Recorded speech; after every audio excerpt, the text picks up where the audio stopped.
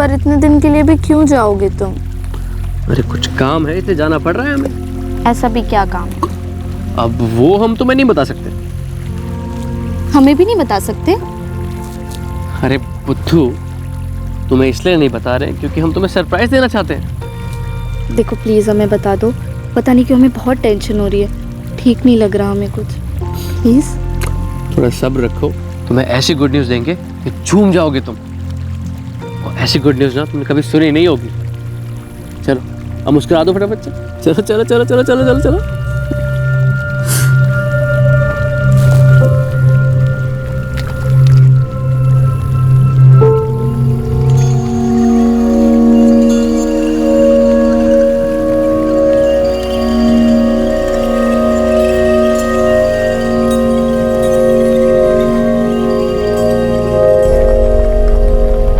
हर बार जब कोई कातिल लाश का चेहरा बिगाड़कर विक्टिम की आइडेंटिटी छिपाने की कोशिश करता है तो वो दरअसल अपना चेहरा छिपाने का नाकाम प्रयास कर रहा होता है। हाँ, ऐसी विकृत हरकत से पुलिस इन्वेस्टिगेशन को चुनौती जरूर मिलती है, लेकिन आज के केस में यह चुनौती विपरीत थी, चरम सीमा पार कर गई थी। एक संगीन जुर्म से जुड़ा छल, कपट और घातक इरादे सभी अपनी चरम सीमा पार कर गए थे।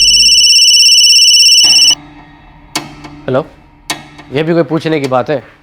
बोलो कब आना है? अरे आ जाओ, जल्द से जल्द आ जाओ, खूब ऐश करेंगे, खूब बातें करेंगे, आ जाओ। ठीक है, हम जल्द से आने का प्रोग्राम बनाते हैं। हम इंतजार कर रहे हैं, देर मत करना। चलो रखते हैं।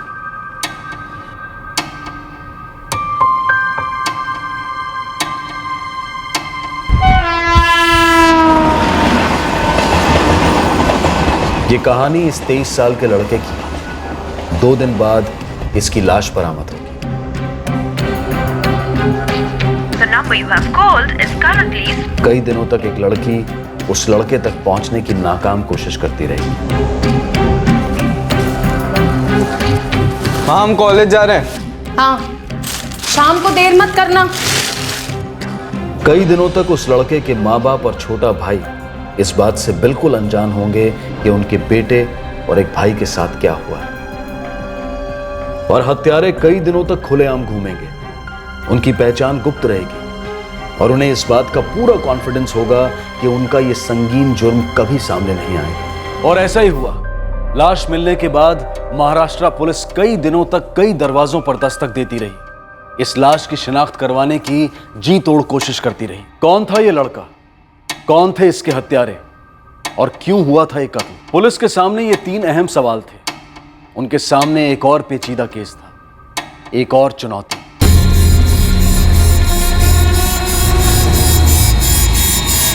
शिवाजी चौकात चेन स्नैचिंग की घटना घडली आहे। अच्छा। शिवाजी चौकात चेन स्नैचिंग की घटना घडली आहे। अंदर के अंदर। ठीक, मुंबई को हम पहुंच रहे हैं। यादव, एक टीम रेडी करो, तुरंत निकलना है। Okay sir. बोलो नीलेश। मलेर गांव से पुलिस पाटिल भूषण राणे का फोन था, उन्हें वहां एक लाश मिली है। भूषण से कहो पता करे, और लाश किसी गांव वाले की तो नहीं? सर, उसका कहना है कि लाश का चेहरा पूरी तरह बिगड़ा हुआ है। मतलब बिगाड़ दिया गया। नीलेश, हमने कितनी बार मर्डर केसेस में देखा है कि कातिल ने कत्ल के बाद लाश का चेहरा बिगाड़ दिया। इस बार भी मैं दावे के साथ कह सकता हूं कि कातिल ने लाश की सारी आइडेंटिफिकेशन हटा दी होगी।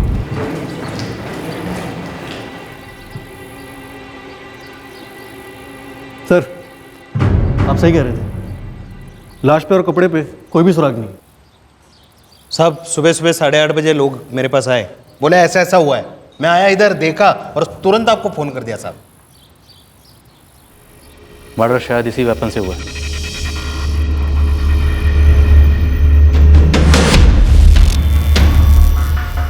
नहीं सर, इस बाबा को तो पहले कभी नहीं देखा गांव में।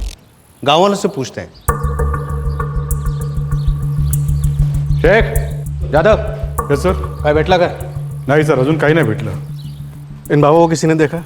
कोई जानता हो? ध्यान से देखो। नहीं सर। नहीं सर। शेख यादव, पूरा इलाका छान मारो। जी सर। नीलेश, बॉडी पोस्टमार्टम के लिए भेजो। विक्टिम की एज तो पोस्टमार्टम रिपोर्ट के बाद ही पता चलेगी। रोशन जी, तब तक एक काम करो, मलेर गांव और आसपास के गांव में पता करो जी, कोई झगड़ा हुआ हो, कोई पुरानी दुश्मनी, कोई हाथापाई। जी साहब, लेकिन साहब मुझे लगता है ये आदमी हमारे गांव का नहीं है, क्योंकि हमारे गांव का होता तो अब तक तो पता चल जाता। सर पर जबरदस्त वार किया गया है, 2 टुकड़े हो गए हैं सर के। कत्ल इसी चॉपर से हुआ डॉक्टर? पूरी संभावना है, क्योंकि चॉपर पर हमें जो खून के ट्रेसेस मिले हैं वो बॉडी के खून से मैच करते हैं, AB पॉजिटिव। कत्ल कब हुआ होगा? 12 घंटे से ज्यादा नहीं हुआ इंस्पेक्टर, और बॉडी में अल्कोहल लेवल काफी है। हमें क्राइम सीन से शराब की बोतल मिली है। विक्टिम की एज क्या होगी? यंग है, यही 22 से 25 के बीच। आप लोग ऐसे चेहरे की तस्वीर सर्कुलेट नहीं कर पाओगे। हम इस चेहरे को ग्राफिक से रिक्रिएट करने की कोशिश करेंगे। अभी सुराग के तौर पर हमारे पास ये 3 सुराग हैं, ये लॉकेट, ये चॉपर और ये शराब की बोतल। अब देखते हैं इन तीनों में से कौन सा सुराग पहले रंग लाता है। विक्टिम की एज, हाइट, ब्लड ग्रुप और कपड़ों से मिली जानकारी जिले के सभी थानों में भेजो सर। और वहां से जितनी भी मिसिंग कंप्लेंट्स मैच होती हैं उन्हें मंगवाओ। रिक्वेजिशन भेज दी गई है सर। बॉटल के ऊपर पैकेजिंग का बैच नंबर है, इसलिए अगर विस्की की कंपनी से होलसेलर से रिटेलर इस रूट से ट्रेस करने जाएंगे तो बहुत वक्त लग जाएगा, लेकिन अगर जरूरत पड़ी तो वो भी करेंगे। फिलहाल इलाके की सभी वाइन शॉप में जाकर ये बैच नंबर चेक करो। सर, एरिया में बार वाले भी बोतल बेचते हैं। तो बार और वाइन शॉप दोनों जगह चेक करो। जी सर। हमारे देश में बाबाओं की कमी नहीं है, हर गली हर मोहल्ले में एक मिलेगा। सर लॉकेट में तस्वीर है तो शायद इसकी कोई फॉलोइंग भी होगी। थोड़ा टफ है, लेकिन स्कैन करके देखता हूँ। जल्दी करो, क्योंकि हमें पता करना है कि यह आदमी कौन है, इसे किसने और क्यों मारा, इसे उसी जगह मारा गया या मारने के बाद उस जगह पर लाकर इसे छोड़ा गया। और ये चॉपर और ये लॉकेट, ये वो जल्दबाजी में भूल गए या हमें झूठे सुरागों की भूल भुलैया में धकेल कर चले गए।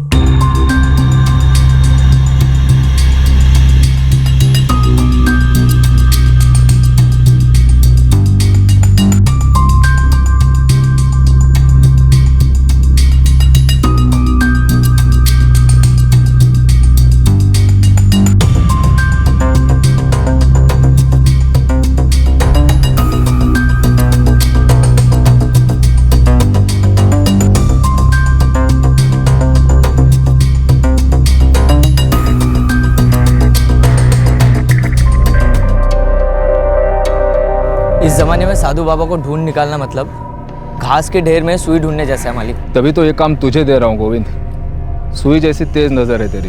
मैं अपनी तरफ से पूरी ट्राई करूँगा, बाकी सबसे बड़े बाबा जी की इच्छा।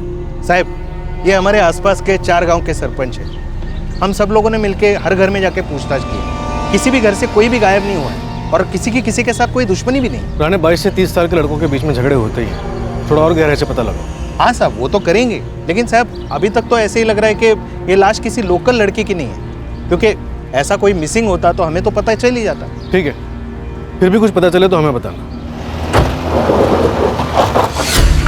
सर, मलेर गांव के आसपास के तीनों गांवों में किसी झगड़े की कोई खबर नहीं। जिले के सभी पुलिस स्टेशन से जवाब आया है कि इस प्रोफाइल से मिलती जुलती कोई भी मिसिंग कंप्लेन दर्ज नहीं हुई है। कम से कम पिछले 3 हफ्तों में तो बिल्कुल नहीं। लॉकेट वाले बाबा या उस विस्की की बोतल पे कोई प्रोग्रेस? पूछताछ चल रही है सर। नीलेश, कहीं ऐसा तो नहीं जो शख्स मारा गया वो महाराष्ट्र के बाहर का था? मिसिंग कंप्लेंट्स तो हमने पूरे महाराष्ट्र से मंगवाई है सर, लेकिन कोई भी मैच नहीं हुआ।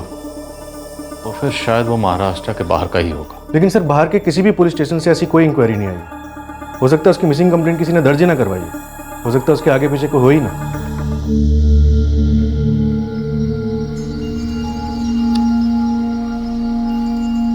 कहाँ जा रही हो दीदी? बाहर। बाहर कहाँ? दोस्त से मिलने।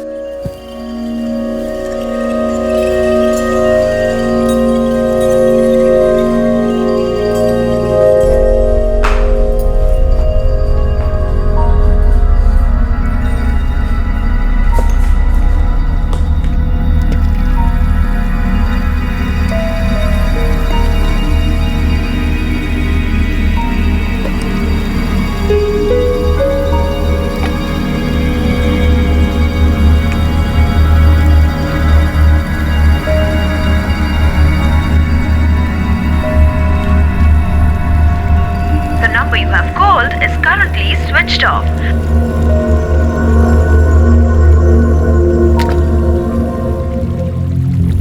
पर इतने दिन के लिए भी क्यों जाओगे तुम? अरे कुछ काम है इसलिए जाना पड़ रहा है हमें। ऐसा भी क्या काम है? अब वो हम तुम्हें नहीं बता सकते। हमें भी नहीं बता सकते? अरे बुद्धू, तुम्हें इसलिए नहीं बता रहे क्योंकि हम तुम्हें सरप्राइज देना चाहते हैं। देखो प्लीज़ हमें बता दो, पता नहीं क्यों हमें बहुत टेंशन हो रही है, ठीक नहीं लग रहा हमें कुछ, प्लीज़। थोड़ा सब्र रखो, तुम्हें ऐसी गुड न्यूज़ देंगे कि झूम जाओगे तुम। और ऐसी गुड न्यूज़ ना तुमने कभी सुनी नहीं होगी। चलो अब मुस्कुरा दो फटाफट से। चलो चलो चलो चलो चलो चलो चलो।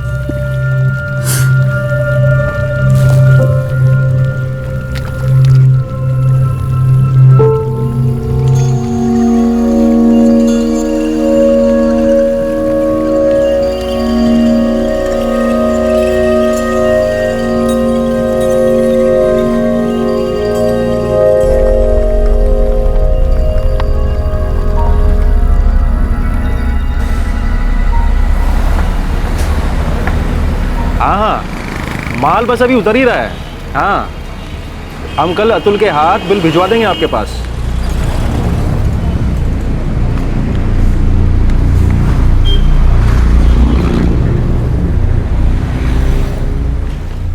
एक प्रेमिका बेचैनी में लिप्त और एक भाई मजबूरी में कैद। महाराष्ट्र के पालघर इलाके में फतेहपुर जिले के एक युवक की हत्या हुई थी, पर उसकी प्रेमिका ज्योति और उसका छोटा भाई अतुल इस बात से बिल्कुल अनजान थे। उस युवक का फोन बंद था। इस अजीब खामोशी के बावजूद भी इन दोनों पार्टीज ने कोई मिसिंग कंप्लेंट दर्ज नहीं की। ऐसा क्यों था? दूसरी तरफ पालघर पुलिस को इस ब्लाइंड केस में अपना पहला ब्रेक थ्रू नजर आने लगा था।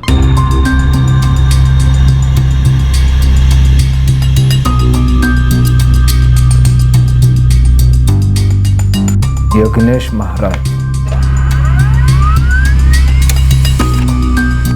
यज्ञेश महाराज, प्रभु निकेतन आश्रम, कानपुर, उत्तर प्रदेश। हमने धन को अपने जीवन में इतना आवश्यक बना दिया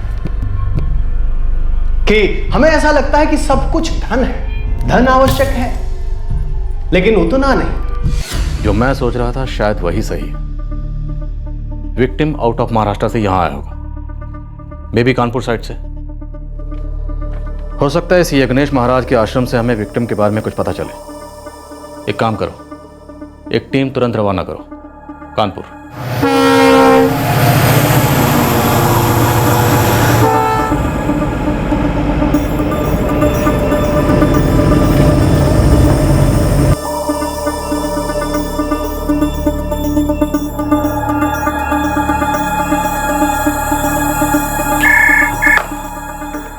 पीएसआई धनावड़े। हाँ ज्यादा बोलो। सर वो दारू की बोतल का बैच नंबर मैच कर गया है। कहाँ पर? सर हाईवे से थोड़ा अंदर एक निराली बार है, वहीं से बेचा गया था यह बोतल। ऐसे लाखों भक्त हैं जो हमारे यज्ञेश महाराज का लॉकेट पहनते हैं, पर ऐसे इस युवक की पहचान करना बहुत ही कठिन है। महाराज के महाराष्ट्र में भक्तगण है, पालघर साइड में। महाराज को देश विदेश से सत्संग के न्योते आते हैं, और एक बार जब सत्संग हो जाता है तो अपने आप भक्तों का परिवार वहाँ बन जाता है। वैसे पालघर में कोई मंडल नहीं। हाँ, मुंबई में बोरीवली इलाके में एक ज़रूर है जहाँ महाराज साल में एक बार दर्शन देते हैं। आयोजन कौन करता है बोरीवली में? नाम नंबर पता कुछ दे सकते हैं? जी ज़रूर। और हाँ, हमारे ज़्यादातर भक्त यहाँ यूपी के ही हैं।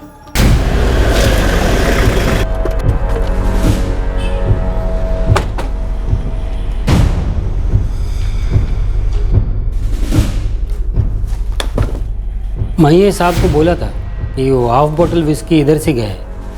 ये रिसीट 27 अक्टूबर को 9:40 का सेल है। 27 अक्टूबर को रात 9:40 पे ये बोतल यहाँ से खरीदी गई, और अगले दिन सुबह 28 अक्टूबर को हमें वो लाश मिली, और लाश के पास ये विस्की की बोतल। ये साहब ने मेरे को लाश का फोटो बताया, लेकिन साहब रात का टाइम इतना कस्टमर कैसा पहचानेगा? ऊपर से नॉर्मल फोटो भी नहीं, कंप्यूटर कॉपी। तुम लोग हर टेबल के हिसाब से ऑर्डर नोट करते हो? Correct sir. 7 नंबर टेबल से विस्की का हाफ ऑर्डर किया था सर। हमारे पास सीसीटीवी कैमरा भी है। सीसीटीवी है? मुझे 27 अक्टूबर की रात की फुटेज चाहिए, जल्दी। मैं लड़की को सीढ़ी बनाने को भेजा, पहले से मालूम था। आप तब तक चाय ठंडा कुछ? सादा पानी।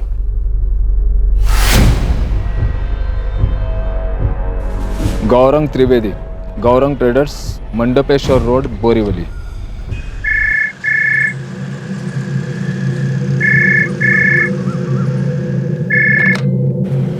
हेलो, कौन बोल रहा है? गौरंग त्रिवेदी जी। जी बोल रहा हूँ, आप कौन? मैं बागडोली पुलिस स्टेशन पालघर से कांस्टेबल जादव बोल रहा हूँ। हाँ बोलिए। हमारे हाथ एक मर्डर केस आया है, उसके बारे में बात करनी थी। Murder case?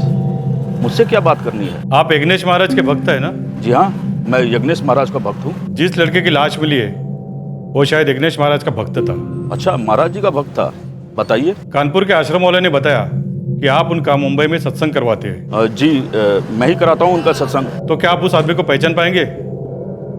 उसके लिए आपको यहाँ आना पड़ेगा, पालघर। आ तो जाऊँगा पर आज नहीं, अभी धंधे का टाइम है, मैं कल पक्का आऊँगा। ठीक है, कल आ जाइए।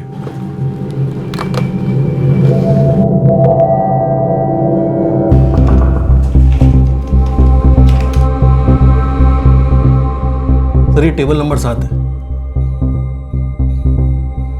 इनमें से कोई एक हमारा सस्पेक्ट। इस एंगल से इनके चेहरे साफ नजर नहीं आ रहे, दूसरी सीढ़ी लगाओ। सर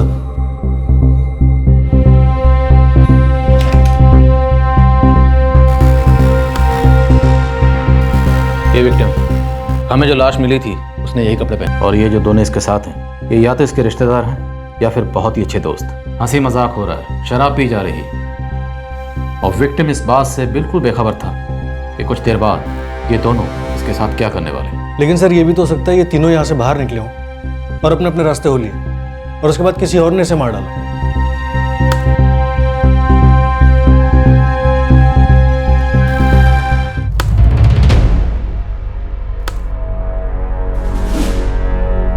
ये देखो, शायद ये वही विस्की की बोतल है जो हमें क्राइम सीन पर मिली है।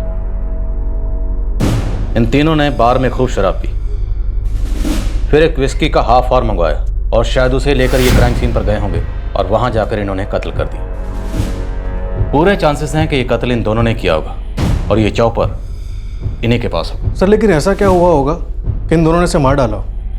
यहाँ पे तो लोग काफी खुश नजर आ रहे हैं, हंस रहे। हंसते हुए चेहरे अक्सर रोते हुए जख्मों के नकाब होते हैं। अब ये कातिल ही इस कत्ल की पूरी दास्तां बयान करेंगे। ये लड़का कौन था, कहाँ का था, यहाँ कैसे आया और क्यों मारा गया।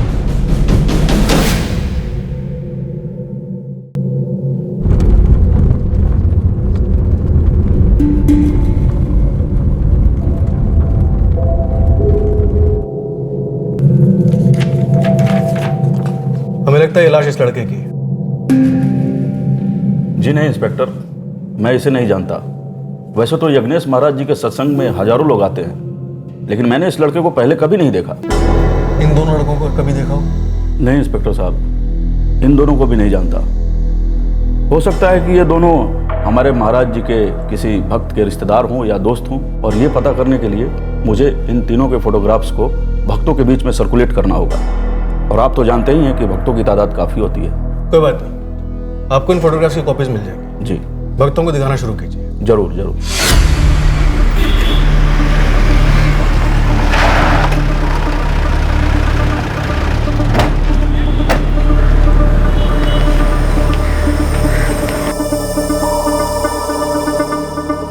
हाँ साहब, ये हमारा वेटर है संजय वेलनकर। बुलाओ इसे। मंजुनाथ, संजय वेलनकर को जल्दी बुलाओ। जी अन्ना।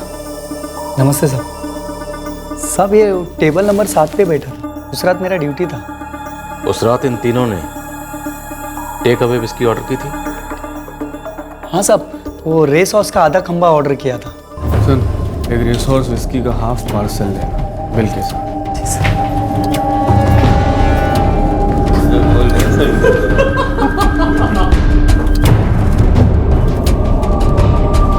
सर ये आपका रेस हॉर्स विस्की का हाफ और ये बिल।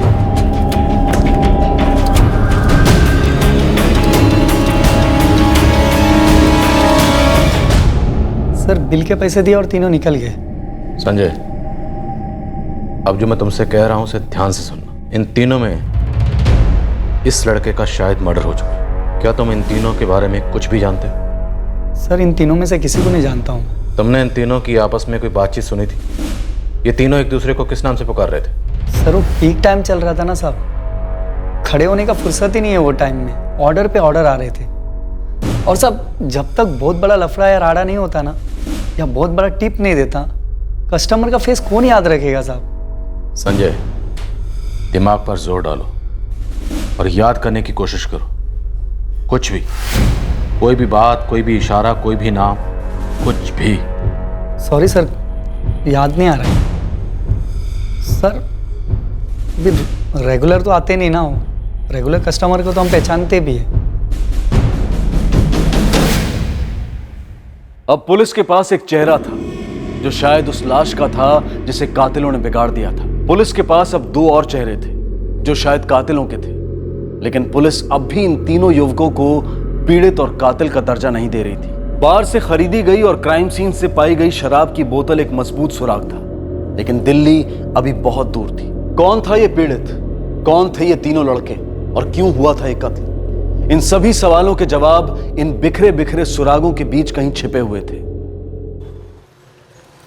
इंस्पेक्टर, मैंने अपने सत्संग में आने वाले प्रत्येक भक्तों से पर्सनली मीटिंग की है और बातें की है, और आपके दिए हुए फोटोग्राफ्स भी उन्हें दिखाए हैं, और उन्होंने भी अपने दोस्तों और रिश्तेदारों से इस विषय में बातें की है।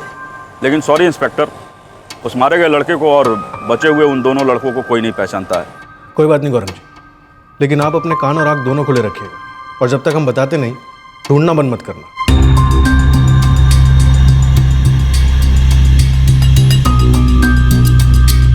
पालघर पुलिस ने कड़ा सर्च ऑपरेशन लॉन्च किया, यह पता लगाने के लिए कि पीड़ित और उसकी मौत के पहले उसके साथ देखे गए दो युवक कौन थे, ताकि उनके बारे में कहीं से कोई सुराग उनके हाथ लग जाए। उसे एक लीड, उसे एक ब्रेक थ्रू की जरूरत थी जो कई कड़ियों को जोड़कर इस केस के ढांचे को एक आकार दे पाता। कुछ दिन और बीत गए, पर इन तीन युवकों के बारे में कोई भी खबर सामने नहीं आ रही थी। इंस्पेक्टर, खतना हुआ नहीं था। इसके गले में एक बाबा का लॉकेट भी था। समझ के चल सकते हैं कि विक्टिम मुस्लिम नहीं था।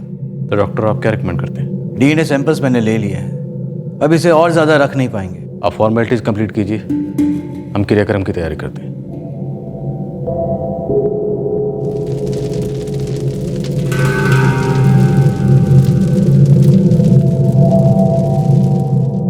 मुंबई से कब आने की बात कहकर गए हैं जनाब? पक्का तारीख तो नहीं बताया, पर कह रहा था कि 1 महीना तो लग जाएगा। और ऐसा कौन सा तीर मारने गया वो मुंबई? हमें भी कुछ बता कर नहीं गए थे भैया। हमने पूछा भी था कि अचानक दीदी से मिलने के प्लान और उसके बाद सीधा मुंबई साइड जाने का प्लान कैसे बन गया। तो क्या बोला वो? बोले कि ज़िंदगी में सब कुछ अचानक ही हो जाता है, प्लानिंग से प्लानिंग तक नहीं हो पाती। लाइफ में जितना प्लानिंग करना है कर लो, होगा भी जो तुम्हारी किस्मत में लिखा है। जिस चीज़ से तुम्हें जीरो एक्सपेक्टेशन होगी ना, वही से धड़धड़ा के सामने आ जाएगी। लेकिन कुछ तो बताते जाओ भाई, अचानक दीदी से कहाँ मिलने जा रहे हो? कुछ बात है क्या? देखो भाई, हम सुनते हैं अपने दिल की, और हमारा दिल कह रहा है हमें जाने के लिए, इसलिए हम जा रहे हैं। चलो चलते। ऐसा भी क्या है बेटा जो तुम हमसे छिपा रहे हो? मुंबई कोई घर दुहारी है? कितना दूर है मुंबई, और वहाँ कैसे रहोगे, क्या करोगे? कुछ तो पता होना चाहिए ना घर वालों को। देखो माँ, भरोसा रखो हम पर, लौट कर आकर ऐसी खबर सुनाएंगे खुशी के मारे लट्टू हो जाओगे तुम। और हाँ, हमारा फ़ोन थोड़ा बंद रहेगा वहाँ पे, क्योंकि वहाँ नेटवर्क का प्रॉब्लम है, तो चिंता मत करना। हाँ, तुम संगीता दीदी को बताए हो कि तुम उससे मिलोगे? हम बताए उन्हें, और हम उन पर बोझा नहीं बनेंगे। बस एक रात रुकेंगे, फिर चले जाएंगे मुंबई।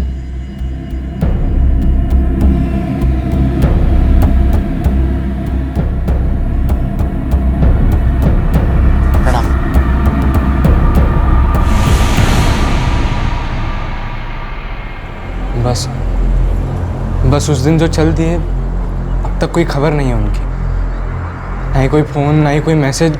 हमको कोई बताएगा ऐसे कौन से खुफिया मिशन पर गया है ये मेरा हीरो है? फ़ोन वोन भी सब बंद किया। वो तो उसने बताया था ना कि उसका फ़ोन नेटवर्क में नहीं होगा तो चिंता ना करें। क्या खाक चिंता ना करें? हैं? बचपन से बहुत ही जिद्दी रहा है ना वो, अपनी ही कहेंगे, अपनी ही सुनेंगे, बीच में कोई बोल सकता नहीं उनके। अच्छा तुम एक बात बताओ, तुम्हें क्या लगता है वो खुद अपना ख्याल रख सकता है? दुनिया देखी है उसने, और उसे क्या पता कि एक एक दिन, एक एक पल माँ बाप के दिल पर क्या गुजरती है।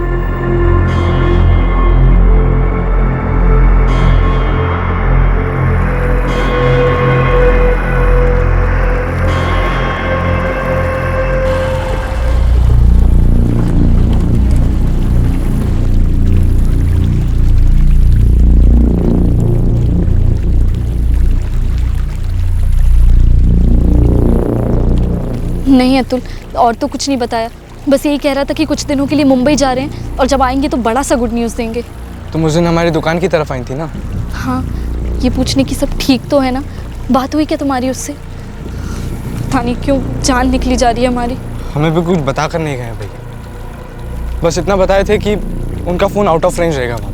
हमसे भी यही कहा था।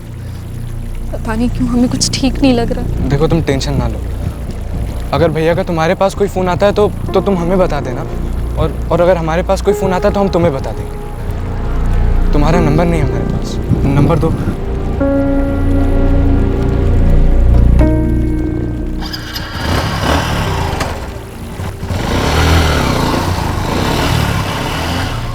सर खबरी नेटवर्क पूरी तरह ऑन है, लेकिन अभी तक कुछ भी हाथ नहीं लगा। सर मुझे लगता है ये तीनों लड़के अपने पालघर के नहीं हैं, शायद महाराष्ट्र के ही नहीं है, वरना जितना जोर हम लोग लगा रहे हैं इतने में तो अब तक गारंटी से पूरा चिट्ठा खुल गया होता है। सर वैसे भी हम कई बार देख चुके हैं, लोग किसी के कपड़े, किसी का लॉकेट किसी को पहना देते हैं और कत्ल करके निकल जाते हैं। मतलब मरने वाला शायद कोई चौथा ही था, जैसा हम सोच रहे हैं उसके बिल्कुल उल्टा होने को हो सकता है। सर नीलेश, अगर होने को हो सकता है, ये क्यों नहीं हो रहा कि हम इन तीनों में से अभी तक किसी एक तक भी क्यों नहीं पहुंच पा रहे? जबकि हमारे पास सुरागों की कमी नहीं है, हमारे पास मर्डर वेपन है, शराब की बोतल है, सीसीटीवी फुटेज है और यहां तक कि हमारे पास लाश भी थी। और क्या चाहिए? शेख, तुम बता रहे थे कि उस आश्रम के आदमी ने तुम्हें बताया कि उस बाबा के ज़्यादातर भक्त यूपी के? जी सर। एक काम करो, यूपी पुलिस को इस केस की सारी डिटेल भेजो और लाश की फोटो भी भेजो सर। और हाँ, वहाँ के सभी अखबारों और लोकल टीवी पर यह न्यूज़ चलवाओ।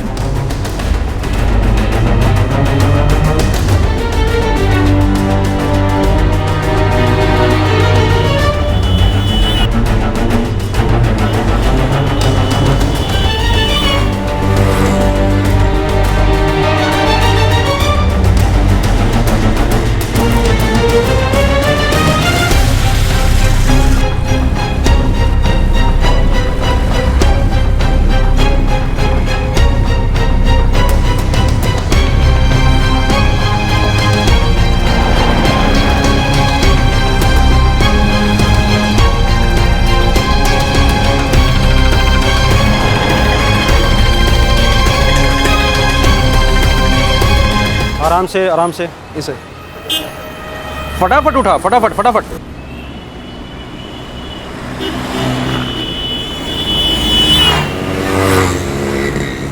वे देख कर चलो बिरजू।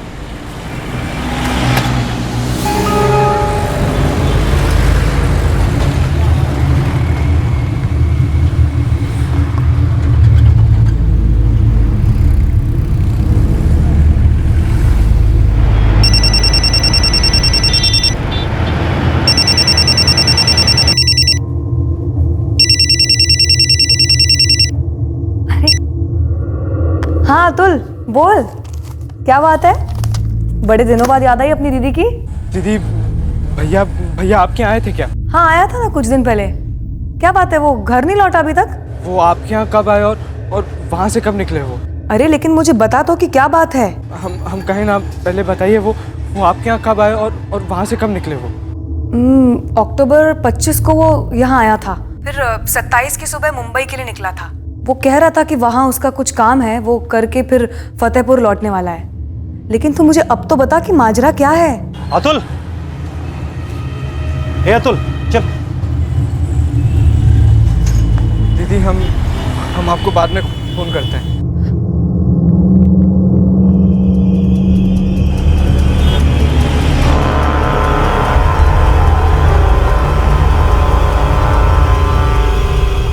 किससे बात कर रहा था मेरे लाल? आज भूख नहीं लगी है क्या? हैं? चल जल्दी से हाथ मुंह धो ले, खाना खाते हैं। क्या हुआ?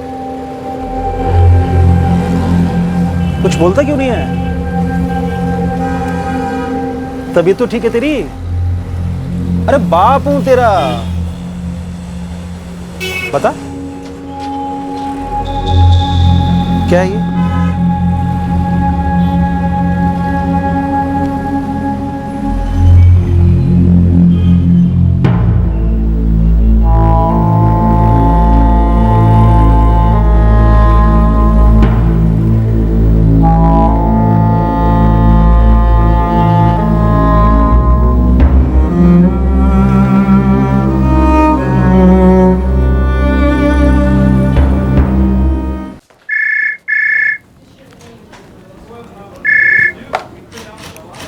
Bagdoli police station, PSI Nilesh Dhanawade बोल रहा हूँ। सर हम अतुल राजपूत बात कर रहे हैं, फतेहपुर यूपी से। हाँ अतुल जी बोलिए। कि वो महाराष्ट्र पुलिस ने अखबार में इश्तिहार दिया है एक लाश के बारे में जो आपको 28 अक्टूबर को मिली है। हाँ, आप जानते हो उस लाश के बारे में? सर हम दावे के साथ तो कुछ नहीं कह सकते हैं, लेकिन वो जो कपड़े दिखाए हैं और हाइट, ब्लड ग्रुप, गले में महाराज का लॉकेट, वो सब कुछ हमारे बड़े भैया से मैच करता है सर। आपके बड़े भैया मुंबई आए थे? जी सर, अहमदाबाद से मुंबई आए थे। हमारी बड़ी दीदी अहमदाबाद में रहती हैं, वो उन्हीं से मिलने गए थे। उसके बाद हमारी भैया से कोई बात नहीं हुई सर। क्या नाम है तुम्हारे भैया का? विकास राजपूत। देखो अतुल, हमारे पास एक सीसीटीवी फुटेज है जिसमें एक लड़का है जो हमारे हिसाब से वही है जो मारा गया। तुम एक काम करो, अपना मोबाइल नंबर दो, मैं तुम्हें उसकी फोटोग्राफ भेजता हूँ।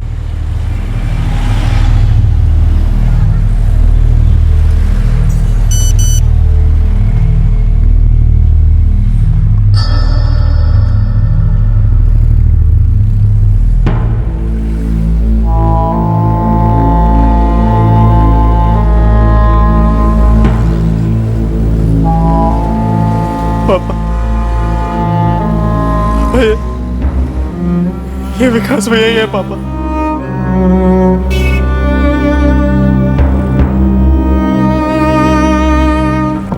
सर, विक्टिम की फैमिली ट्रेस हो गई है, यूपी के फतेहपुर जिले में। क्या नाम है विक्टिम का? विकास राजपूत नाम था सर, 23 साल का था, फतेहपुर जिले के दीरू गांव का रहने वाला था। वो दोनों लड़के, उनकी कुछ शिनाख्त हुई? सर, विकास के पिता और भाई कल यहाँ पहुँचने वाले हैं। दोनों की फोटोग्राफ्स उनको दिखाते हैं, शायद वो आइडेंटिफाई कर लें। 24 अक्टूबर 2015 को विकास राजपूत फतेहपुर से अहमदाबाद के लिए रवाना हुआ था अपनी बहन संगीता के घर जाने के लिए।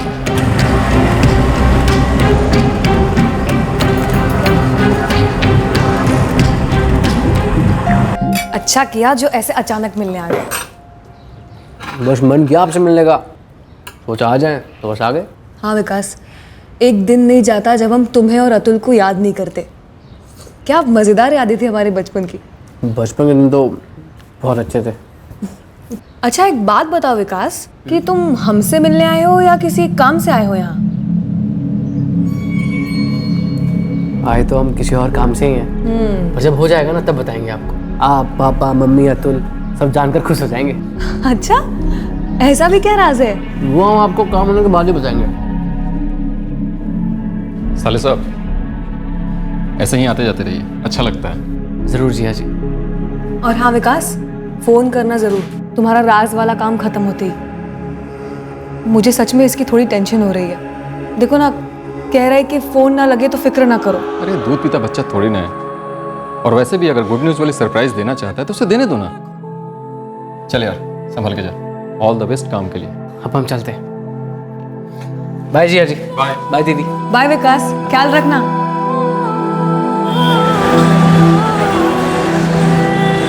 27 अक्टूबर को विकास मुंबई आया। उसकी यहां आने की वजह एक राज था। उसने किसी को नहीं बताया कि मुंबई में ऐसा क्या काम निकल आया था। उसकी अपनी गर्लफ्रेंड अनजान थी, उसकी अहमदाबाद में बहन अनजान थी, और फतेहपुर में उसकी माँ, उसका भाई और पिता भी अनजान थे। और अब उसकी मौत की खबर आई।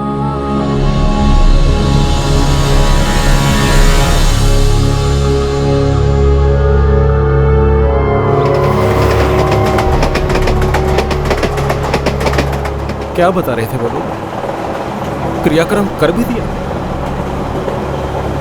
बेटा, ऐसा भी तो हो सकता है कि वो हमारा विकास ना हो, कोई और हो। पता नहीं पापा।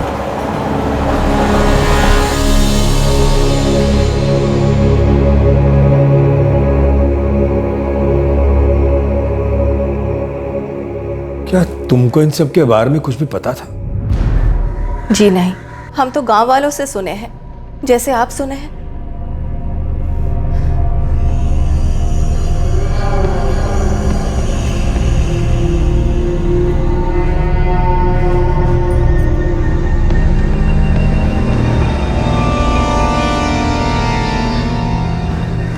ये विकास ने तुमको बताया कि मुंबई किस काम से जा रहा है?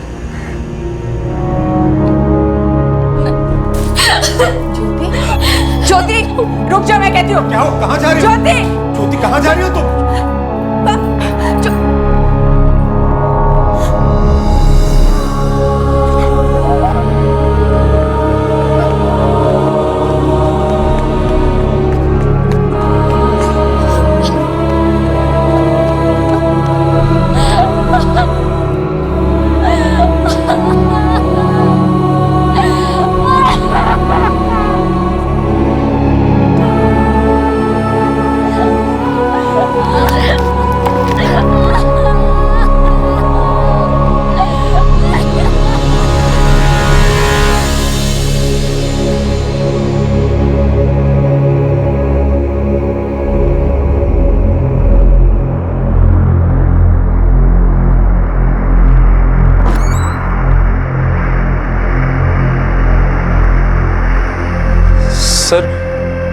सर, विकास भाई का ब्लड ग्रुप भी AB पॉजिटिव ही था सर। 27 अक्टूबर को जब विकास अहमदाबाद में आपके घर से मुंबई के लिए निकला था, तब उसने यही कपड़े पहने थे।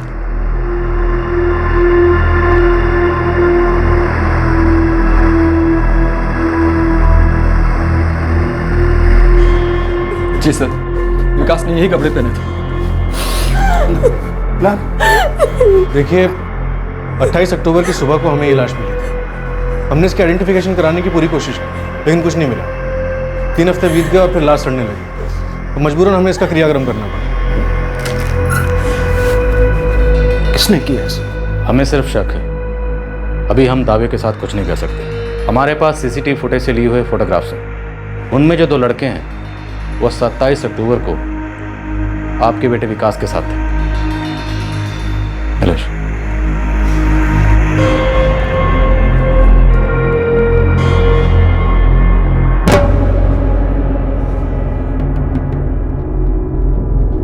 जानते हो? हाँ सर, जानते हैं इन्हें, बहुत अच्छे से जानते हैं इन्हें सर। कौन है ये दोनों? सर ये रवि पांडे है सर। और ये सूरज पांडे, इसके ताऊ का लड़का है सर। लेकिन ये लोग भैया के साथ क्या कर रहे हैं यहाँ पर? सर क्या इन्होंने भैया को बुलाया था? सर क्या आपने पकड़ लिया इन्हें सर? नहीं, अभी हम इन दोनों तक नहीं पहुंच पाए।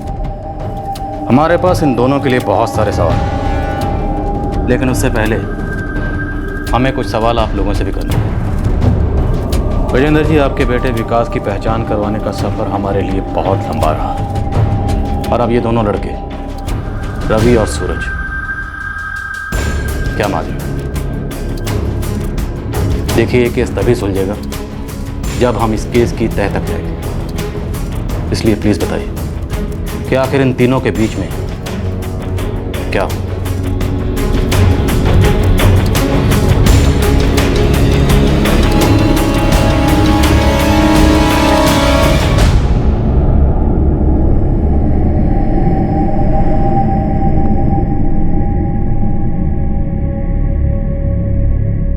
इस मर्डर केस में कौन का पता चल गया था। अब कब और क्यों का पता लगाना बाकी था। पीड़ित विकास राजपूत को सूरज पांडे का मुंबई से एक फोन कॉल आया था। हम इंतजार कर रहे हैं, देर मत कर। और उसके बाद विकास मरा हुआ पाया गया। सूरज का कजन रवि भी उस रात वहीं था जिस रात विकास का कत्ल हुआ। कत्ल के पहले ये तीनों एक साथ बैठकर शराब पी रहे थे। जो CCTV फुटेज में दिख रहा था, क्या वो सच था, या फिर जो दिख रहा था वो किसी और ही सच पर चढ़ा एक मुखौटा था। उत्तर प्रदेश फतेहपुर की लड़की ज्योति गहरे शौक में थी और शोक भी मना रही थी। पहले वो कई दिनों तक विकास तक ना पहुंच पाने की वजह से परेशान थी, और अब उसकी मौत की खबर सुनकर सुन पड़ गई थी। क्या यह कत्ल ज्योति से जुड़ा था? एक लावारिस लाश, एक ब्लाइंड केस की आइडेंटिफिकेशन करवाना पुलिस के लिए एक कड़ी चुनौती साबित हुई थी, जिसका पहला पड़ाव उन्होंने सफलतापूर्वक पार कर लिया था। इस केस का पीड़ित विकास भी एक चुनौती का सामना करने मुंबई आया था, पर दुर्भाग्यवश संतुलन और समझदारी ने उसका साथ नहीं दिया। ज्योति ने भी एक चुनौती का सामना किया था और अपने हक के लिए वो खड़ी हुई थी, और इन सब के बीच कोई ऐसा था जिसके सामने भी एक चुनौती थी, अपने टूटे हुए अहंकार का सामना करने की चुनौती।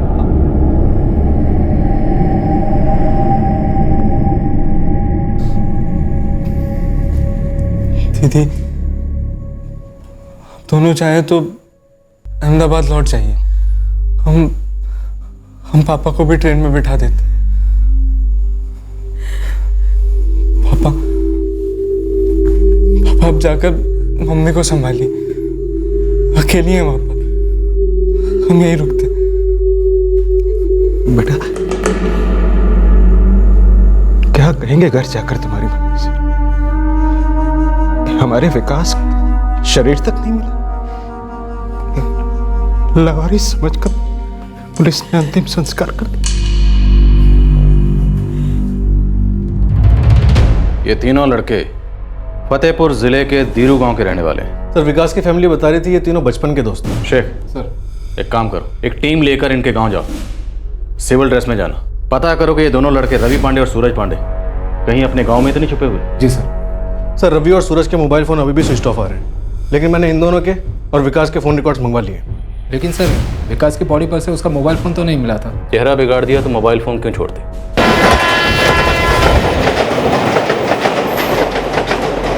विकास के पिता गजेंद्र राजपूत घर के लिए रवाना हुए, टूटे हुए, हारे हुए। पर विकास का छोटा भाई अतुल अपने दर्द का घूंट पीकर इन्वेस्टिगेशन में पुलिस की मदद करने के लिए रुक गए। रवि और सूरज पांडे की और जानकारी पाने के लिए पुलिस अब उत्तर प्रदेश के फतेहपुर जिले पहुंच गई।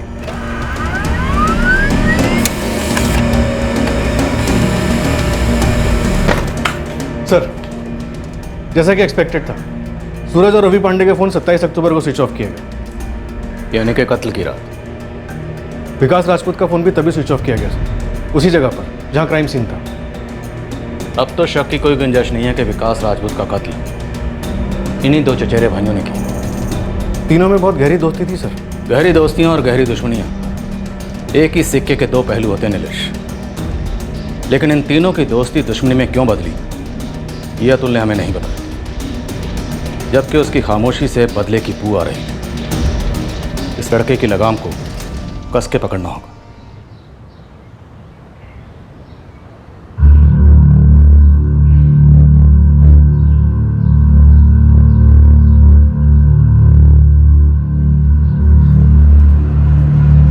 सूरज कहाँ है भजन? अरे भैया हम लोगों को कुछ पता नहीं, खबर तो सुने ही होगी। सुने हैं, पर तब से बहुत टेंशन में है हम लोग। ये अरे भैया रवि की कोई खबर? ये हमारे लड़कों ने क्या कर दिया भजन? पीड़ित विकास राजपूत और संदिग्ध रवि और सूरज पांडे के बीच की दोस्ती कई साल पुरानी थी। सूरज पांडे मुंबई में नौकरी कर रहा था। जब जब वो छुट्टी मनाने गांव लौटता, ये तीनों दोस्त सारे गांव को सर पर उठा लेते। ये तीनों बचपन से एक साथ रहे थे। लोगों का मानना था कि इनकी दोस्ती खून से ज्यादा गाढ़ी थी। इस गहरी दोस्ती में पहली दरार 3 साल पहले पड़ी, जब गांव के एक निवासी ने रवि पांडे की बहन ज्योति पांडे को किसी के साथ देख लिया।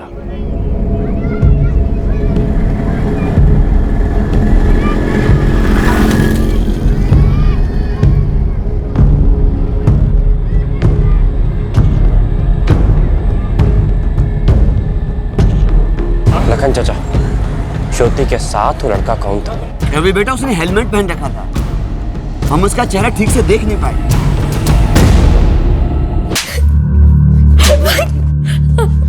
नाम पूछे ना, नाम बोलो उसका।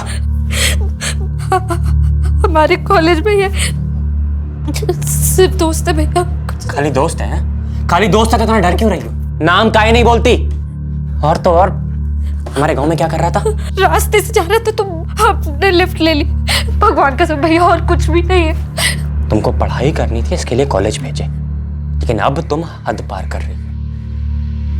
अच्छा होगा संभल जाओ, और आज के बाद अगर एक को ऐसी बात हमको सुनाई दी ना, तो सबसे पहले उस लड़के को काटेंगे, और उसके बाद तुमको भूल जाएंगे कि तुम हमारी बहन। और चढ़ा लो सर पे, अब बैठ के झेलो इन्हें।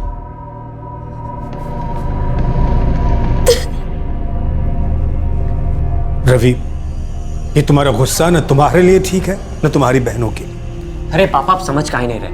हम कोई बंबई कलकत्ता में नहीं रहते, हम गांव में रहते हैं, और यहाँ गांव में लड़की की इज्जत उछलते 2 सेकंड नहीं लगता। और अगर एक बार ऐसा हो गया ना, तो मतलब जिंदगी भर के लिए पूरी परिवार की नाक कट जाए। और ये बात हमें कतई मंजूर नहीं।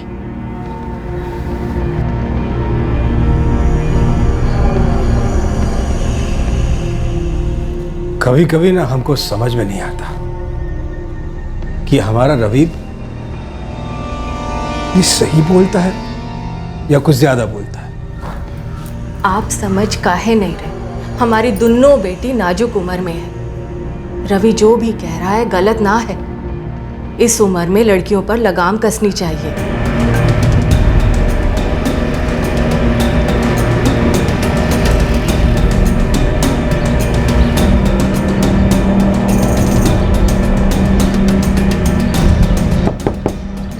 अबे क्या बात है यार, बोलो ना।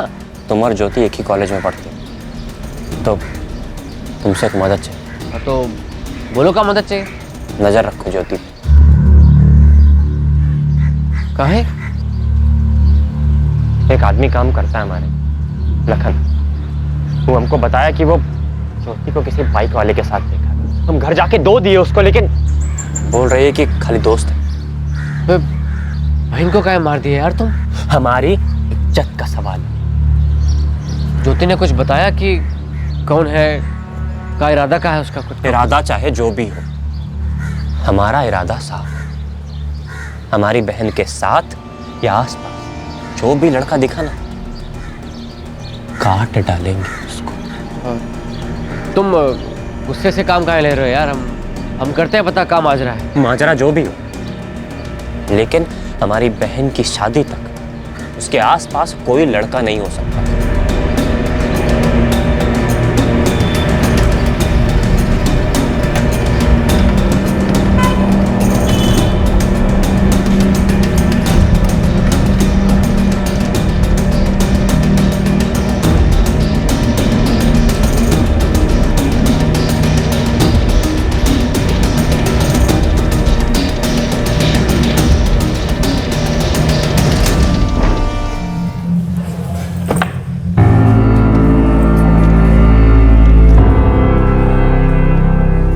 शुक्र है भगवान का, उस दिन तुमने हेलमेट पहन रखा था, तो लखन ने तो तुम्हें पहचान ही लिया होता।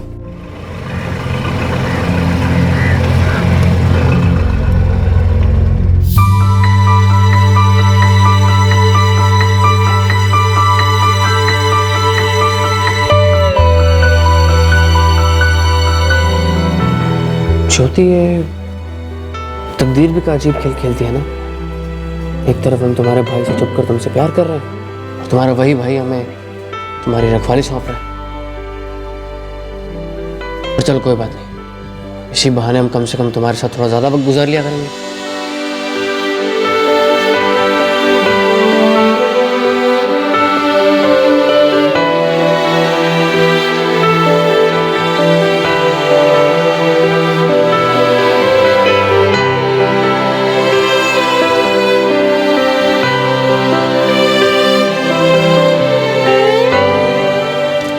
प्रिया, वेरी बैड। ऐसे किसी की डायरी नहीं पढ़ते। क्यों? कुछ गलत लिखा है क्या अपने डायरी में? उससे तुम्हें क्या करना? दीदी, आपका किसी के साथ चक्कर वक्कर है क्या? आप बता दो, मैं किसी को नहीं बताऊंगी। वो हेलमेट वाला लड़का ना? ऐसा कुछ नहीं है। हमको पता है, आप रोज लिखते हो ना उनके बारे में डायरी में। अरे हम दुनिया भर के बारे में लिखते हैं। हमने क्या देखा, हमें क्या अच्छा लगता है, हमें क्या ख्याल आए, वो सब। कहीं आपका इरादा राइटर वाइटर बनने का तो नहीं है ना? क्यों नहीं? देखो कितनी औरतें राइटर हैं, हम भी एक दिन राइटर बनेंगे। और देखना हमारी किताबें छपेंगी और बिकेंगी भी। दीदी, एक बात पूछे? उस लड़के के बारे में नहीं तो फिर? रवि भैया। क्या हुआ? वो हम पर और आप पर कितना रोब जमाते, जब देखो तब गुस्से में ही होते। उन्हें हम दोनों पर ऐसा भी क्या गुस्सा है? प्रिया, ये उनका गुस्सा हम पर नहीं है, ये कुछ मर्दों का सारी औरत जात पर गुस्सा है। उन्हें डर है कि हम अपना नाम कमाएंगे, हम आगे बढ़ जाएंगे, हमें जो गलत लगेगा हम उसके लिए बोलेंगे, इसीलिए। इसमें डरने जैसा क्या है? ये तो अच्छी बात है ना? बिल्कुल अच्छी बात है, लेकिन दुनिया अच्छी बात समझती कहाँ है? हमारे गाँव में ही देख लो, गाँव के लोग सोचते हैं कि औरत की जिंदगी सिर्फ घर में, उसके बाहर उसके लिए कुछ है ही नहीं। हम क्या चाहते हैं हमें मौका तक नहीं दिया जाता बताने का। आपके हेलमेट वाले भी यही सोचते हैं? बदतमीज। भैया टक गई तेरी सुई। हाँ, अरे लेकिन हम तुम्हें कुछ नहीं बताने वाले। पता किए किस बारे में? ज्योति के कॉलेज वाले लड़के के बारे में। अरे वो, अरे जब कोई है ही नहीं तो पता क्या करना है? नजर रखो फिर भी। खाली 2 साल बचे हैं, इसके बाद ज्योति की शादी करा देंगे और प्रिया को तो 10वीं पास कराते ही सगाई करा देंगे। 2 साल और होते ही 18 साल की होगी और शादी। यार रवि देखो, तुम्हारा घरेलू मामला है, मैं बोलना तो नहीं चाहिए लेकिन सोच रहे हैं बोल दें। यार ये 20 साल पुरानी सोच कहाँ रखते हो यार? तुम्हारी कोनो छोटी बहन नहीं है ना, इसलिए ऐसा बोल पा रहे हो। अरे लड़कियां सिर्फ किसी की माँ बहन या बेटी थोड़ी ना होती हैं, वो भी तो हमारी तरह इंसान होती है ना। जमाना कहाँ से कहाँ पहुँच गया, औरतें कहाँ से कहाँ पहुँच गई हैं, तुम वही पुरानी सोच लेके बैठे हो यार। एक बात बताओ, तुमको हम एक काम दिए थे अपनी बहन पे नज़र रखने का, तुम वो काम करने की बजाय हमको ये नारी मुक्ति वाले लेक्चर काहे दे रहे हो? और इधर देखो, नज़र काहे चुरा रहे हो? क्या मतलब? क्या कहना क्या चाहते हो तुम? वही जो तुम सुनना नहीं चाहते। मतलब ये कि कहीं तुम उस लड़के को जानते तो नहीं हो और हमको यहाँ बैठ के बना रहे हो। क्या पगला गए हो का? अगर हमें मालूम चलेगा तो हम तुम्हें आके बताएंगे ना पहले। अच्छा रहेगा तुम्हारे लिए। पूरे 3 साल तक ये झूठ पकड़ा नहीं गया। विकास और ज्योति के बीच का प्रेम सच्चा था और लाखों प्रेमियों की तरह ये दोनों भी सफेद झूठ बोलकर अपनी प्रेम कहानी को आगे बढ़ा रहे थे और सभी रिश्ते जैसे थे वैसे ही आगे बढ़ रहे थे। सफेद ही सही पर झूठ तो झूठ है, एक ना एक दिन पकड़े ही जाना था। तो क्या इस झूठ का खुलासा विकास की भयंकर हत्या का कारण था? विकास हर दिन, हर हफ्ता, हर महीना हाथ में से रेत की तरह फिसलता जा रहा है। ये रेत मीठे यादों के महल भी बना रही है, पर बहुत जल्द रेत के महल को असलियत का समंदर कुचल देगा। उस वक्त हम दोनों को मिलकर एक मजबूत किले की तरह खड़ा होना होगा और अपनों को एक आवाज़ में बताना होगा कि हमारी सच्चाई क्या है। तब मेरा साथ दोगे ना विकास? दीदी अपनी कलम बाहर जाके घिसो ना, हमें नींद आ रही है। ठीक है।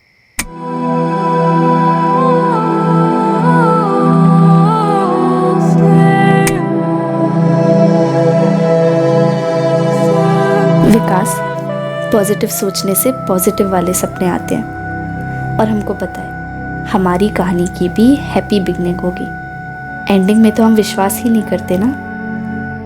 आज ना क्लास में रोमियो जूलियट स्टार्ट किया गया। प्यार करो तो ऐसे, डट कर लड़ो, साथ रहने के लिए और जीतो।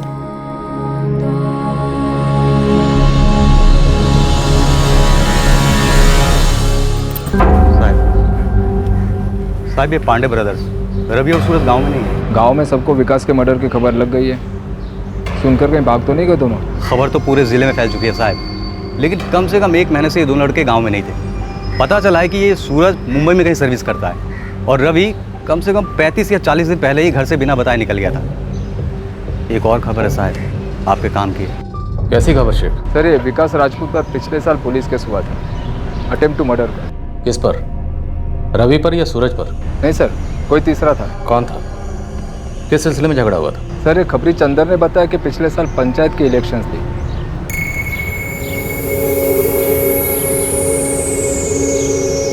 गांव में पंचायत इलेक्शन होने वाला था। विकास और अतुल की दूर की रिश्तेदार कंचन ठाकुर सरपंच के पद के लिए खड़ी थी और दोनों भाई उसका प्रचार कर रहे थे।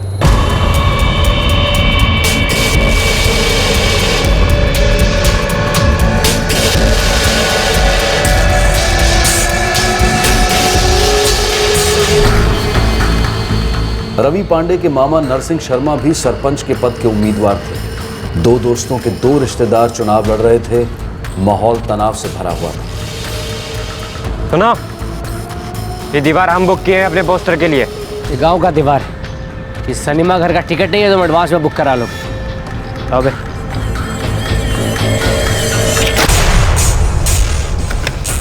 और तुम्हारे भी है रवि, तुम्हें भी उखाड़ देंगे और तुम्हारा पोस्टर भी। उखाड़ो फाड़ो जो फाड़ सकते, हम भी तो देखें तुम्हारी कितनी औकात है। छोड़ो भाई को, मैं तुम 3 जन हो और हम 2 जन हैं। मैं एक आवाज देंगे सब आ जाएंगे। बवाल मत खड़ा करो, निकलो यहाँ से। देखो ऐसा है, यहाँ पोस्टर हमारा लगा, चाहे कुछ हो जाए। इस दीवार पर हमारी कंचन मौसी का पोस्टर लग चुका है। अब अगर तुमने एक भी पोस्टर को हाथ लगाया ना, तो इस गांव में तुम्हारे नरसिंह मामा का जितना पोस्टर है ना, सब उखाड़ दे। कहाँ लेकर जा रहे हैं? अरे पापा कुछ नहीं किया, हम ये झूठा आरोप लगा रहे हैं हम लोगों पे। हम बता रहे हैं कोई हथियार नहीं था हमारे पास। हमें पता है बेटा, झूठ बोल रहे हैं सब।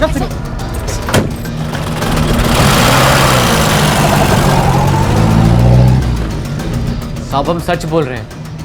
हाँ हाथापाई हुई थी, दोनों पार्टियां आमने सामने थी, टेंशन बढ़ा और हो गई मारामारी। तो तुमने फायर किया? नहीं नहीं साहब, हमने कोई फायरिंग नहीं की है। ये सब मनगढ़ंत झूठा दावा है दूसरी पार्टियों का हमारे पास कोई बंदूक नहीं है, हम सच बोल। वो तो सारा हम कुछ पता कर ही रहे विकास राजपूत, लेकिन कंप्लेंट सामने से आई है और जब तक हम पता नहीं कर लेते कि माजरा क्या है, तुम लॉकअप में ही रहोगे।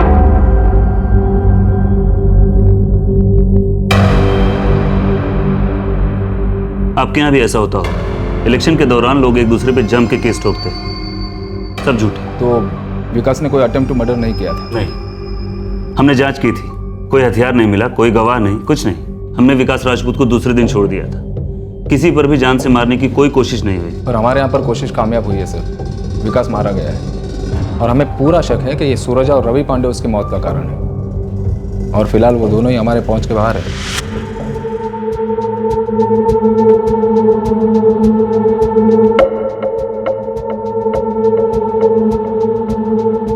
सूरज पांडे के घर पर लगातार पुलिस की नजर लगी थी।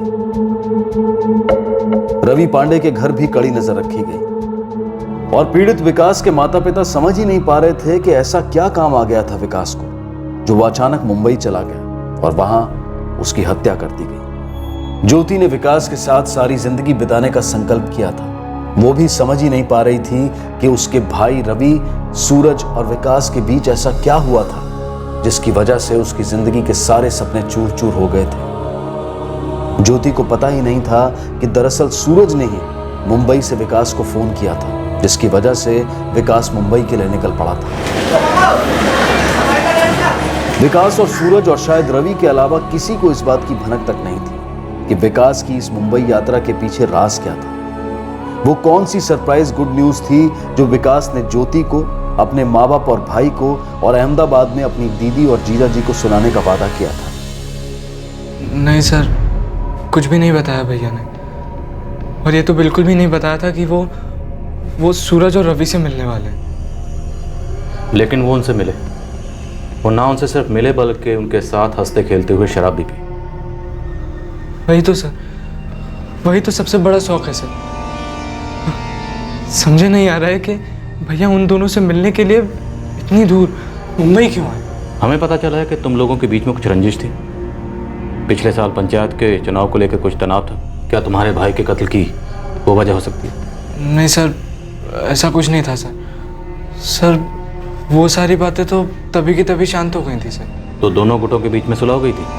सुलह बुला तो नहीं हुई थी सर, पर भैया ने उनसे दोस्ती तोड़ दी थी। और हाँ सर, वो खुल के बोलो। वो ज्योति। कौन ज्योति? ज्योति पांडे, रवि पांडे की छोटी बहन, भैया की कॉलेज मेट। तो तुम्हारे विकास भैया और रवि पांडे की बहन ज्योति पांडे के बीच में कुछ था? उन दोनों के बीच में अफेयर था? चुनाव के वक्त जो दुश्मनी हुई थी हमारे और पांडे बंधु के बीच, वो सिर्फ चुनाव वाली दुश्मनी थी सर।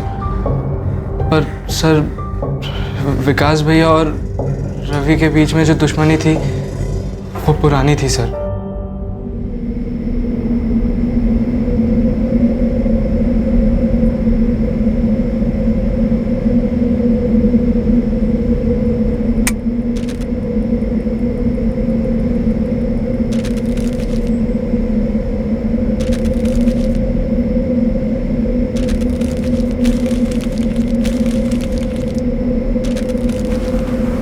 ज्योति, ज्योति, अरे यहाँ का सोयो, अंदर जाके सो। चलो ज्योति।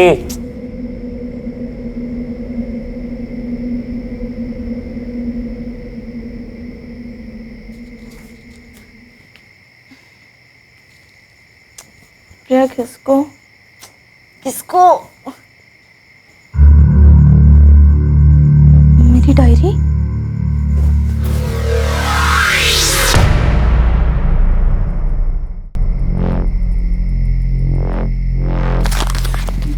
ये हमारी पर्सनल डायरी है। विकास,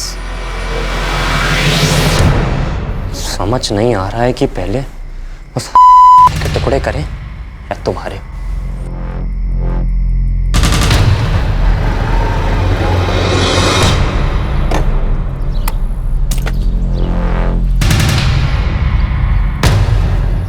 अबे रवि, कहाँ हो अबे?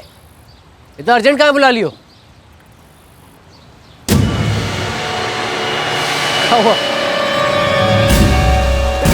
साले, हमारी बहन के साथ ऐसा किए, धोखेबाज, तुमको नजर रखने को कहे थे ना। अबे कुछ नहीं किया यार, दोस्ती की कसम। दोस्ती की कसम मत खाना साले। साले दोस्ती की कसम खाओगे? सांप हो सांप साले। तुम्हारी बात सुनो, हम तुम्हें बताने वाले थे सब बात, लेकिन तुम्हें पता सुनो हमारी बात। साले क्या बताते हमको हैं? क्या बताते कि हमारी बहन के साथ घूम रहे हो तुम? साले हमको पसंद नहीं है। तुम्हारी पसंद हो ना पसंद, हम प्यार करते हैं उससे और शादी करेंगे उसके साथ, और तुम जैसे लोग कुछ नहीं कर पाओगे। साले शादी करोगे तुम? शादी करोगे उसके साथ? शादी करोगे साले? सुन, आज के बाद मेरी बहन के आसपास दिखाई दिया ना तो काट देंगे। हमारे 2 टके की धमकियों से ना करम ज्योति का हाथ छोड़ने वाले नहीं है। तुम्हारा हाथ काट देंगे। आज के बाद बात नहीं होगी, नहीं होगी, समझे साले? तुमको हम काट डालेंगे।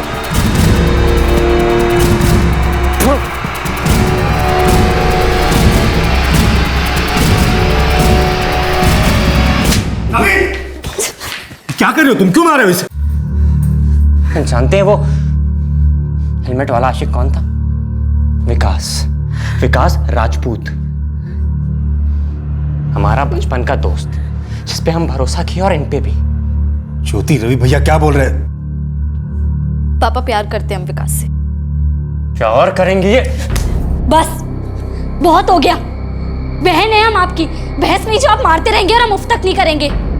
और अब एक और बार हाथ उठाया ना तो हमारा भी हाथ उठ जाएगा, फिर चाहे हमें जान से मार डालो। चुप कर ज्योति, जबान को लगाम नहीं है, जो मन में है बके जा रही है। हम जुबान पर लगाम रखे पापा, ये बात आप भैया को क्यों नहीं कहते कि अपने हाथों पर लगाम रखे, अपने गुस्से पर लगाम रखे? इसका जब मन करेगा तब मारेगा क्या? और अब हम ना किसी की मार सहने वाले हैं ना गालियां। ज्योति, अरे अब क्या ज्योति ज्योति लगा रखा है? पहले ही बोला था इसको सर पे मत चढ़ाओ, अब बैठ के भुगतो इसे। और सुन, आज से तेरा कॉलेज जाना बंद। पापा आप इसके लिए लड़का ढूंढो, जो मिले उससे इसकी शादी करवाओ। शादी तो हमारी विकास से ही होगी। शादी ऐसे नहीं होती, हमारी बिरादरी का नहीं है वो। इस दुनिया में 2 ही बिरादरी हैं पापा, रौब जमाने वाले मर्दों की और उस रौब का शिकार औरतों की। और विकास तुम्हारे जैसा नहीं है, उसे जरूरत नहीं पड़ती हाथ उठाने की। हम उससे प्यार करते हैं, बस उतना काफी है। और आप ना मेरी फिक्र करना छोड़ दो, समझे? कोशिश भी मत करना हमारे और विकास के बीच में आने की, हमारी पढ़ाई के बीच में आने की। अगर आए ना हम सीधा पुलिस स्टेशन जाएंगे। आपकी बहन है, समझ लो जो कह रहे हैं ना वो कर देंगे। पापा, मम्मी, आपने हमें और प्रिया को कभी अलग नहीं समझा। जो चाहा हमें वो करने दिया, लड़कों से कम नहीं समझा। तो फिर भैया में ऐसी झूठी मर्दानगी कहां से आ गई? तुम्हारी जबान की बस बस रवि, हमें तुम्हारे गुस्से को बहुत पहले काबू में कर लेना चाहिए था। देर से ही सही, आज बताए दे देंगे। आज के बाद हाथ नहीं उठेगा, समझे तुम? गलत का साथ दे रहे हैं, बहुत भारी पड़ेगा। पढ़ने दो भारी, हमारी बेटी है, हम संभालेंगे इसे।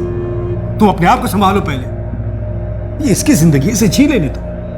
गलतियां करोगे तो खुद भुगतेगी, खुद सीखेगी ना।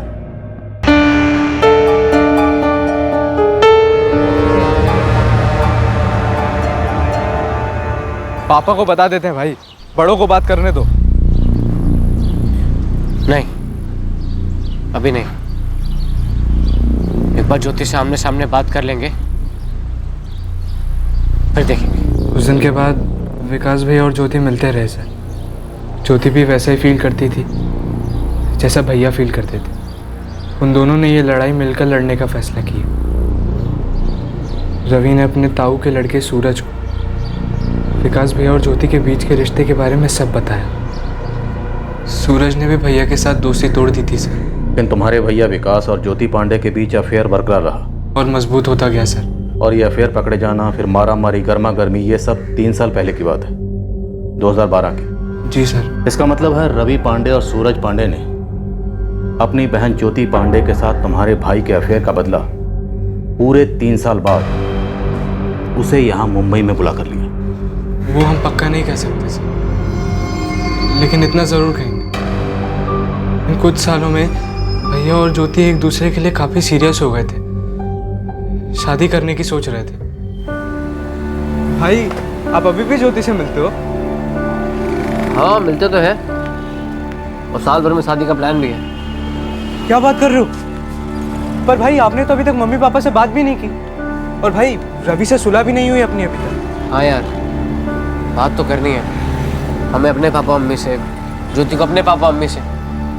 लेकिन क्या है ना कि हम लोग थोड़ा परेशान हैं, उनको समझ में नहीं आ रहा है कि बात शुरू कैसे करें। ज्योति तो कहती है कि हम भाग चलते हैं, फिर शायद सब सही हो जाएगा। आपको क्या लगता है सब सही हो जाएगा? सच बोले तो हमें भागना वागना सही नहीं लगता है। अभी तो कॉलेज खत्म हुआ है, कोई जॉब वाब मिले तो फिर शादी के बाद चलाएंगे। बस सर, उस दिन के बाद कुछ बात नहीं हुई हमारी भैया से इस बारे में। फिर वो मुंबई क्यों आए किसी को कुछ नहीं बताया सर। लेकिन ज्योति को तो कुछ बताया होगा? नहीं सर, वो तो हमसे पूछने आई थी कि तुम्हारे भैया कहाँ गए, उनका फोन क्यों बंद आ रहा है। तो खबर मिल गई होगी उसे, क्या बीत रही होगी उस पर, क्या बीत रही होगी हमारी मम्मी पापा पर, दीदी पर, हम सब पर। लावारिस लाश की शिनाख्त हो चुकी थी। पीड़ित विकास का इतिहास, संदिग्ध सूरज और रवि का इतिहास, इन तीनों की दोस्ती और दुश्मनी की गाथा, सब कुछ पूरी तरह से पुलिस के सामने था। ये केस बस अब अपने आखिरी पड़ाव पर पहुंच चुका था। सिर्फ संदिग्ध रवि और सूरज पांडे को अरेस्ट करना रह गया था। ये जानना बाकी था कि पूरे 3 साल बाद ऐसा कैसा षड्यंत्र रचा गया कि जिसकी वजह से विकास फतेहपुर से मुंबई आया, और वो भी बिना किसी को बोले। बोल चंदर साहब, एक नंबर है लैंडलाइन का, लिख लीजिए। हाँ बोल। 444567 कहाँ का है, किसका है? वसई के एक लॉज का है। और साहब, सूरज पांडे के बाबू की आजकल रोज बात हो रही है इस नंबर पर।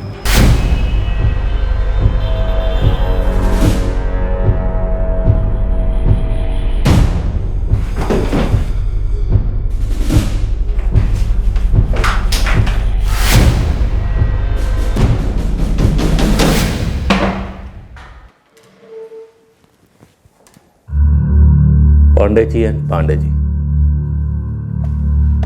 तुम दोनों के माँ बाप, विकास के माँ बाप और हमारे थाने के सभी लोग ये जानने के लिए बेहद उतावले हैं कि तुम दोनों ने विकास के साथ ऐसा क्यों किया, और विकास खुद चलकर मौत के मुंह में क्यों आया। हाँ बस निकल रहे हैं, पहुंच गए समझो। हाँ हाँ okay okay okay okay done. माँ हम जा रहे हैं। संभल कर जाना। किसी लड़के की बात किए थे पापा ये ज्योति के लिए? नहीं बेटा, तुम शायद भूल रहे हो।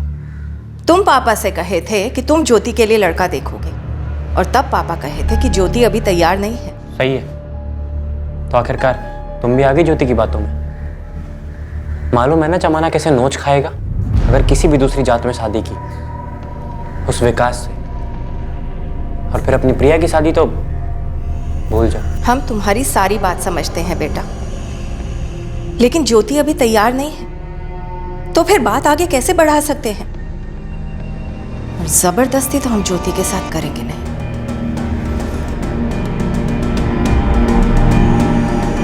तुम ना हमारे साथ बंबई चलो, तुम्हें अच्छी जॉब दिलवा देंगे, वहाँ अच्छी लाइफ है, लोग आगे बढ़ रहे हैं। ज्योति तुम्हारी बहन नहीं है क्या? अरे है, और उसकी अपनी जिंदगी है। चाचा चाची के अपने ख्यालात है, कर करा के तू क्या करेगा और हम क्या करेंगे? अगर अभी कुछ नहीं किए ना हम, तो फिर कुछ करने लायक नहीं बचेंगे। बीमारी की तरह फैल गई, हर लड़की अपने घर से निकलकर दूसरी बिरादरी में शादी कर रही। ज्योति को ही ले लो, विकास के साथ चिपकी हुई, देखना शादी करके मानेगी, पूरी इज्जत बर्बाद कर दी। छोड़ना यार। छोड़ दे? क्यों छोड़ दे? तुम्हारी बहन दिव्या होती तुम यही बोलते। इस बगावत में ऐसी क्या चुनौती? चुनौती है अपनी इज्जत बचाने की और उस विकास को खत्म करने की। माने विकास को जान से खत्म करना। हमारी दो बहनें ज्योति और प्रिया और तुम्हारी दिव्या, अब हमारी जिम्मेदारी बनती है कि इन तीनों की इज्जत बचाएं, इनको बर्बाद होने से रोकें। अगर आज 2 पैसे कमाने के लिए बंबई भाग गए ना, तो गांव वालों को कभी दोबारा मुंह नहीं दिखा पाएंगे। अब तो सोच, तुझे 2 पैसे चाहिए या इज्जत? तेरे लिए चुनौती क्या है? सॉरी सर, पता नहीं हम इसकी बातों में कैसे आ गए। पीते शराब और एक्टिंग करते हो दूध पीने वाले बच्चे की। सर ऐसा नहीं है सर, हम कहीं ना कहीं विकास को दगाबाज मानते थे, लेकिन ज्योति के लिए हमें बुरा भी लगा। मर्डर के तो सब खिलाफ थे सर, पर पता नहीं इसकी बात में कैसे आ गए हम। कहाँ चल दिए? अब काम से जा रहे हैं। अब चिंता मत करिए, हम कुछ दिनों में वापस आ जाएंगे। रवि ने घर वालों को कुछ भी नहीं बताया, बस चुपचाप मुंबई चला आया।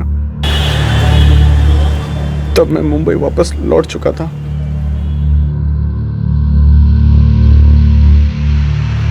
कल विकास को फोन तुम करोगे, तुम्हारी बात आसानी से मानेगा।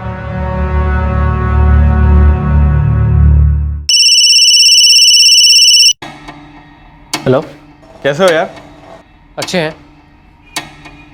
इतने सालों बाद फोन किया तुमने? हमारे बीच तो कुछ हुआ भी नहीं था यार, तूने ही बात बंद की थी ना।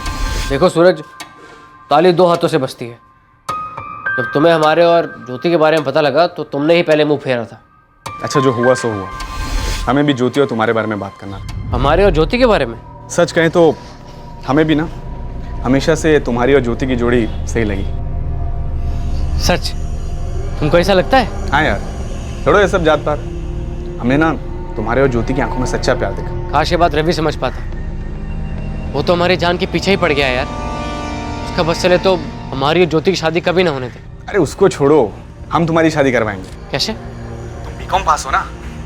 हाँ, 2nd डिवीजन। अरे तो एक काम करो ना, यहाँ पर हमारे कंपनी में अकाउंट्स असिस्टेंट की जरूरत। फटाफट जॉब पे लग जाओ, घर बसा लो, और गांव जाकर हम ज्योति को भगा कर ले आएंगे।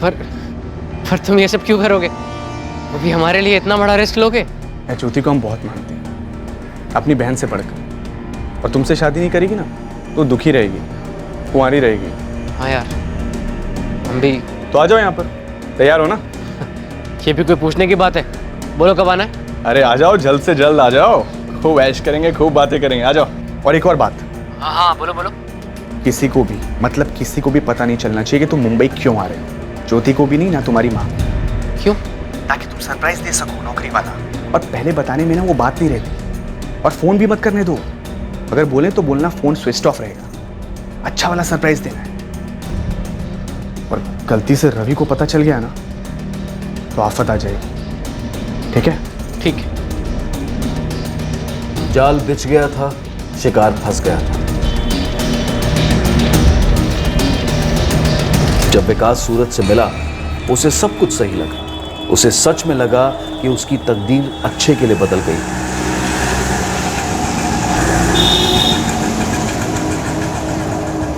यहाँ रहते हो? हाँ, तुम भी रहोगे ज्योति के साथ, ऐसे ही बिल्डिंग।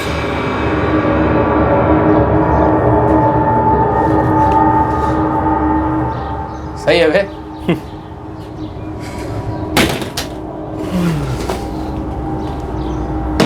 तेरे लिए एक सरप्राइज है। बोलो। उधर देख।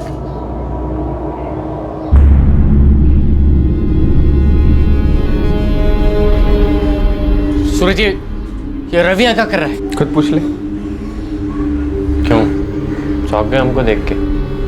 क्या चल रहा है सब? तुम्हारा द एंड हो रहा है।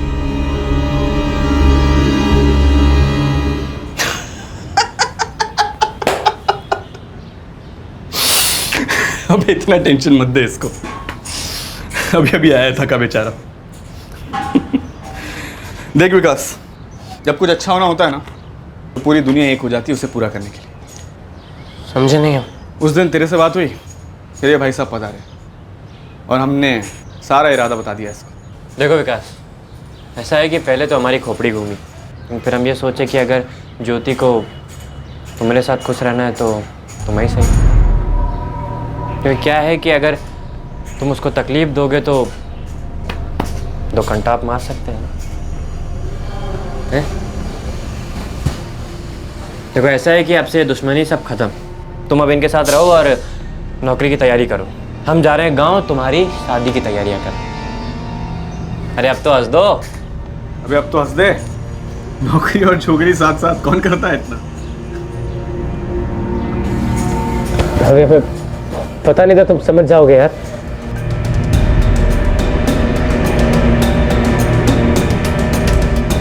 हमने उस रात विकास को खूब पिलाई और फिर वो दारू खरीद कर वहां से निकले।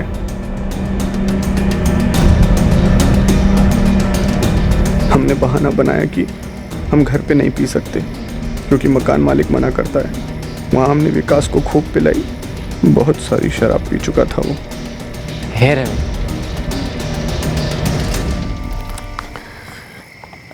आज ना हम बहुत खुश हैं। सब कुछ ऐसा सपना जैसा लग रहा है हमें। इस दिन का ना हम 3 साल तक इंतजार किए। हम भी ना 1 घंटे से इंतजार कर रहे हैं कि कब हल्का होके आ जाए। जाओ जाओ जाओ।